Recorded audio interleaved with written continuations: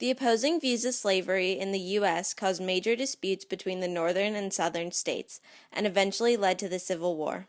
In 1780, Pennsylvania abolished slavery in the state and passed the Gradual Abolition Act to begin a nationwide abolition of slavery. Shortly after, in 1783, Massachusetts abolished slavery in the state and gave voting rights to blacks and Native Americans. At the Constitutional Convention in 1781, delegates of the northern states suggested stopping the slave trade altogether. South Carolina and Georgia delegates threatened to leave the new Union if slave trade was halted. At the same convention, the 3/5 clause is passed, declaring that each black will count as 3/5 of a person for representation in Congress. This strengthens the power of the southern states, whose large population of slaves gives them greater influence in the government. In 1791, Vermont entered the Union as a free state. In 1792, Kentucky entered as a slave state to balance the power in Congress. Many other states joined the Union soon after in the same balanced manner. In 1794, Eli Whitney's cotton gin increased the value of cotton for the South, which also increased the need for slaves. This is confirmed by the census of 1800, which showed almost 42% of South Carolina's population as slaves, 39% of Virginia's population as slaves, and 42% of Georgia's population as slaves. In 1807, Congress banned the importation of new slaves, which angered Southerners. By 1820, the U.S. consists of 22 states, 11 slave, and 11 free. In order to maintain balance, the Missouri Compromise is passed. The compromise says that Missouri will be admitted to the Union as a slave state and Maine will be admitted as a free state. The compromise also prohibits slavery above the 30th parallel.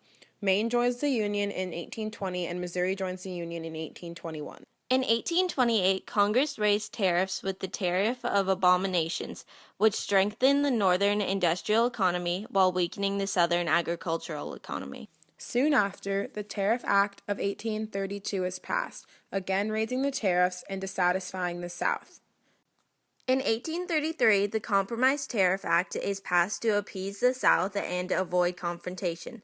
States continue to join the Union, and by 1848, the map includes 30 states.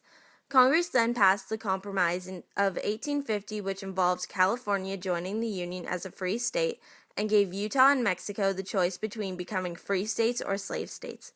It also modified the Fugitive Slave Act, allowing escaped slaves to be retrieved in northern states and free territories. In 1857, free slave Dred Scott sued for his citizenship. The case went all the way to the Supreme Court in Dred Scott v. Stanford. The judge declared that because Scott was black, he had no right to sue for his freedom. 1 year later, in 1858, the Lincoln-Douglas debates are held between Abraham Lincoln and Stephen A. Douglas. The goal of each candidate is to have their respective parties control the Illinois legislature. The debates are held in 7 different towns in Illinois, and the main issue of each debate is slavery. Lincoln loses the elections to Douglas.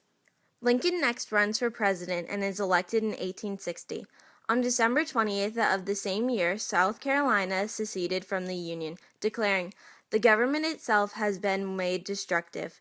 The South resented the government for advocating the abolition of slavery, which would destroy the Southern economy. By May 1961, South Carolina, Alabama, Georgia, Louisiana, Texas, Florida, Mississippi, Virginia, Arkansas, North Carolina, and Tennessee have all seceded from the Union, arguing that the government's high tariffs and slavery bans have destroyed the Southern economy. The northern states did not believe the southern states had the right to secede, and so they began moving troops in the Union Army towards the South. On April 12, 1961, at 4:30 a.m., Union-occupied Fort Sumter in South Carolina is fired upon by the Confederate Army of the South, and the Civil War begins. This concludes our presentation on slavery leading to the Civil War.